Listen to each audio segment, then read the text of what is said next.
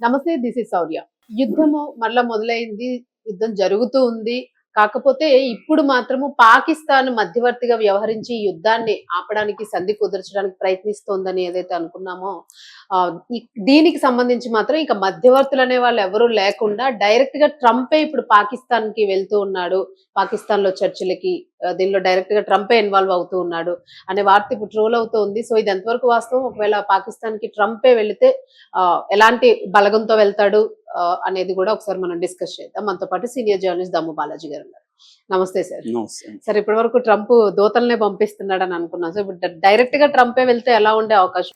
Trump Pakistan కి వెళ్ళబోతున్నాడు అనే వార్తలు అయితే వస్తున్నాయి. అయితే ఇంకా కన్ఫర్మేషన్ అయితే లేదు. కానీ ముందుగా అయితే మాత్రం ఆల్రెడీ ఇరాన్ నుంచి అబ్బాస్ అరాక్చి నిన్ననే పాకిస్తాన్ లో ఇస్లామాబాద్ లో దిగేశాడు. సరైన హోటల్ అంతా కూడా మళ్ళీ రెడీ చేశారు. దాదాపు 20,000 మంది సెక్యూరిటీ ఫోర్స్ ని ఇస్లామాబాద్ లో చుట్టుపక్కలంతా కూడా నింపేశారు. ఇస్లామాబాద్ అంతా కూడా అధీనంలోకి తీసుకున్నారు. సో మళ్ళీ అంటే అక్కడ జరిగే ఏర్పాట్లు చూస్తే ట్రంప్ వస్తున్నాడేమో అన్న ఫీలింగ్ అయితే వస్తుంది. కానీ ఇప్పటి నుంచి అఫీషియల్ గా వైట్ హౌస్ నుంచి ఎటువంటిది లేదు. కాకపోతే ఆల్రెడీ విట్కాఫ్ అండ్ ఆయన జేరెడ్ కుష్నర్ ముందు నుంచి కూడా అమెరికా తరఫున మిడిల్ ఈస్ట్ లో చర్చలన్నీ కూడా వీళ్ళిద్దరే చేస్తారు. వాళ్ళిద్దరి గురించి నేను సపరేట్ గా కూడా వీడియోలు చేశాను. స్టీవ్ విట్కాఫ్ ఏమో ట్రంప్ కి బిజినెస్ పార్ట్నరు, తర్వాత ట్రంప్ ఫ్రెండ్ 40 ఏళ్ళుగా. అట్లాగే ఆయన జూ కూడా ఇజ్రాయెల్ కూడా చాలా క్లోజ్.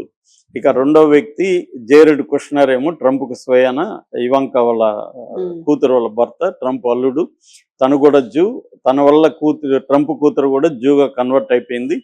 తనైతే నెతన్యాహు వెరీ క్లోజ్. నెతన్యాహు న్యూజెర్సీలో చదువుకున్నప్పుడు జేరెడ్ కుష్నర్ వాళ్ళ ఇంట్లో ఉండే చదువుకున్నాడు.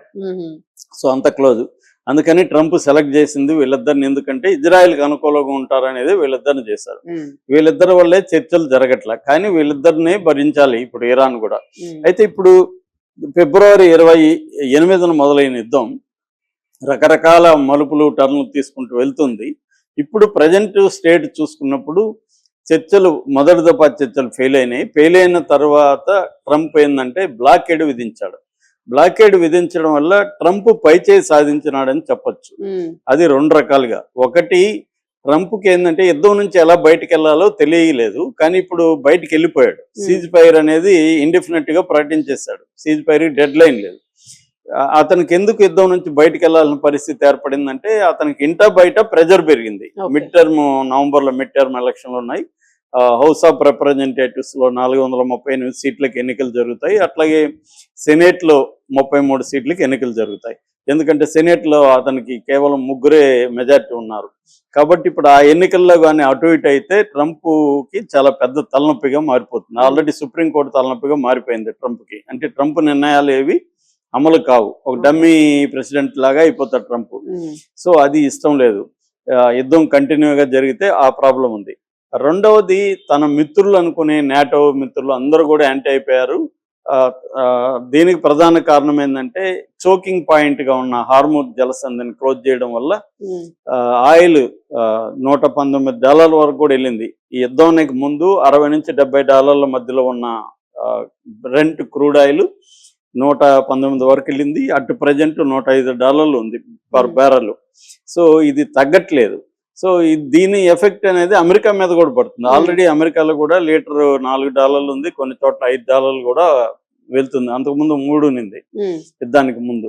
సో $1 లీటర్ మీద పెరిగింది. అట్లాగే ఈ దేశాల ఆర్థిక వ్యవస్థలు దెబ్బతిన్నప్పుడు ఖచ్చితంగా దాని ఎఫెక్ట్ అమెరికా మీద కూడా పడుతుంది. ఇప్పుడు ఫర్ ఎగ్జాంపుల్ మన దేశ ఆర్థిక వ్యవస్థ మీద పడినప్పుడు అమెరికా నుంచి మనం దిగుమతులను తగ్గించేస్తాం ఆటోమేటిక్ గా. సో ఆ రకంగా అమెరికాకి అది బర్డన్ అవుతుంది.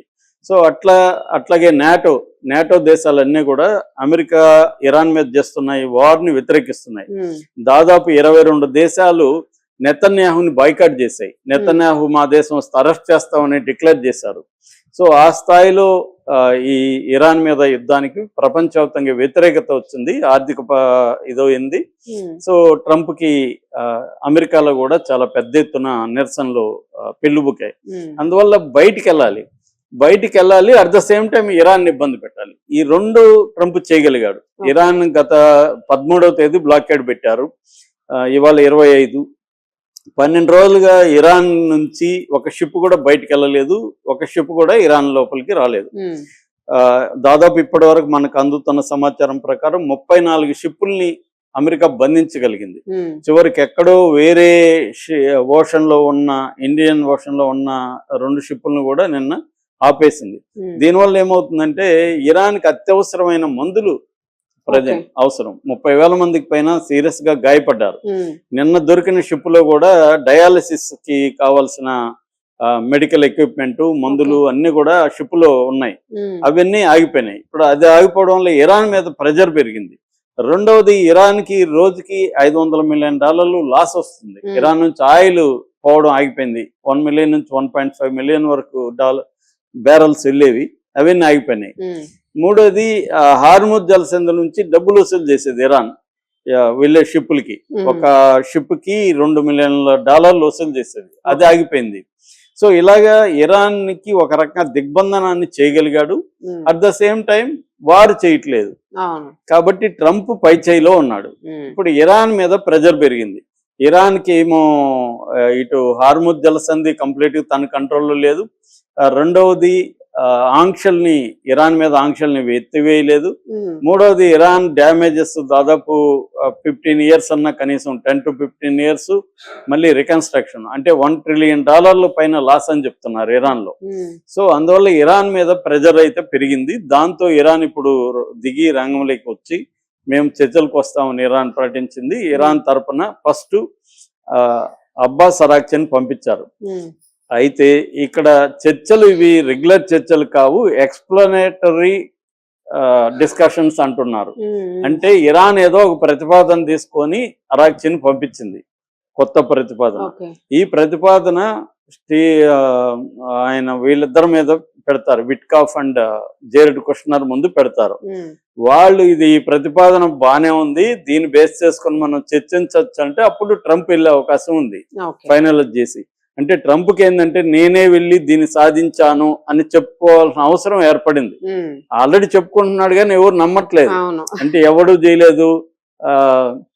ఒబామా 2015లో ఇరాన్తో ఒప్పందం చేయడం వల్ల ఇరాన్ బలపడింది. నేనొక్కడే ఇరాన్ని ఇబ్బందుల్లోకి గురి చేశాను, ఇప్పటి వరకు ఏ ప్రెసిడెంట్ చేయలేదని చెప్పుకుంటున్నాడు. కానీ అదేమీ ఎవరు నమ్మట్లేదు. కానీ అందుకనే ట్రంపే రంగంలోకి దిగి మామూలుగానే ట్రంప్ మీద జోక్ ఉంది, తానే సమస్యలు క్రియేట్ చేసి తానే సాల్వ్ చేసి ఆ క్రెడిట్ తాను కొట్టేయడానికి ట్రై చేస్తాడని. అతని ట్రాన్సాక్షన్ మెథడ్ లో అదొకటి. ఈ క్రియేట్స్ ప్రాబ్లమ్స్, ఈ సాల్వ్స్ దోస్ ప్రాబ్లమ్స్ అండ్ ఈ గెట్స్ ద క్రెడిట్. సో అలాగే ఇతను క్రియేట్ చేసి ఇరాన్ ప్రాబ్లంని మళ్ళీ అతనే సాల్వ్ చేస్తే నేను చేశాను చూడండి అంటే రేపు ట్రంప్ వేసుకుంటాడు. చేయికినే వేసుకునేవాడు ఇంక చేస్తే ఎంత వేసుకుంటాడు. సో అది ఇప్పుడు ట్రంప్ కావాలి. అంటే మొత్తం పాజిటివ్ వైబ్రేషన్ లేకి తీసుకెళ్తే ఎలక్షన్లలో తనకి మళ్ళీ మెజారిటీ వస్తుంది అనే ఒక వ్యూహాన్ని ట్రంప్ అమలు చేస్తున్నాడు. అందుకోసం ట్రంపే పాకిస్తాన్కి వెళ్ళే అవకాశాలు అయితే ఉన్నాయి. అంటే అక్కడ జరుగుతున్న సెక్యూరిటీ ఏర్పాట్లు చూస్తే ట్రంపే వస్తాడేమో అన్న అనుమానాలు అయితే ఉన్నాయి. ట్రంప్ ఒకవేళ రాకపోతే ఇంతకు ముందులాగా జేడీ వ్యాన్స్ వెళ్ళొచ్చు. జేడీ వ్యాన్స్ తో పాటు ఫారిన్ మినిస్టర్ గా, అమెరికా ఫారిన్ మినిస్టర్ గా ఉంటున్న మార్కో రూబియో కూడా వెళ్ళే అవకాశాలు ఉన్నాయి. ఏదైనా కొలిక్కి వచ్చే అవకాశాలు అయితే ఉన్నాయి. ఎందుకంటే ఇట్లాంటి కాంప్లెక్స్ ప్రాబ్లం లో ఒక చర్చలకు 2 చర్చలకు ఫైనల్ కావు. కాకపోతే దీనివల్ల ఏమవుతుందంటే ఇండియాకి కంపేర్ చేస్తున్నారు మోడీని. అంటే పాకిస్తాన్ ఏమో బ్రహ్మాండంగా చర్చల్ని మళ్ళీ కంటిన్యూ చేస్తుంది, ఇండియా ఏమో ట్రంప్ నరక కోపం అని ఇండియా అని అంటే కూడా మోడీ పలకట్లేదు ఒలకట్లేదు అని ఇప్పుడు వరల్డ్ వైడ్ మీడియా కూడా కంపేర్ చేసి ఇండియాకి ముఖ్యంగా మోడీకి బాగా ఇది నష్టం అని చెప్పచ్చు. అంటే ఆయన ఇమేజ్ అనేది విశ్వగురు అని చెప్పుకునేవాడు మొన్నటి వరకు. ఇక విశ్వగురు అని ఆయన చెప్పుకోలేడు ఎక్కడ కూడా. బీజేపీ వాళ్ళు కూడా చెప్పే పరిస్థితి లేదు. సో అది బీజేపీ వాళ్ళు కూడా చాలా కష్టంగానే ఉంది ఈ పరిస్థితి. అంటే ట్రంప్ లేకపోతే విశ్వగురు అని విరుచుకొని తిరిగేవాడు, ట్రంప్ వచ్చి మొత్తం గాలి తీసేసాడు. ఇప్పుడు ఆయన కామెంట్ చేశాడు, చేసిన మళ్ళీ మధ్యాహ్నానికి ఒక 3 hours కు 4 hours కు మళ్ళీ పాజిటివ్ కామెంట్ పెట్టాడు ట్రంప్. నిజంగా అసలు అది ఆయనది కాదండి, పాత దాన్ని మళ్ళీ పెట్టారా? Okay okay right sir, thank you.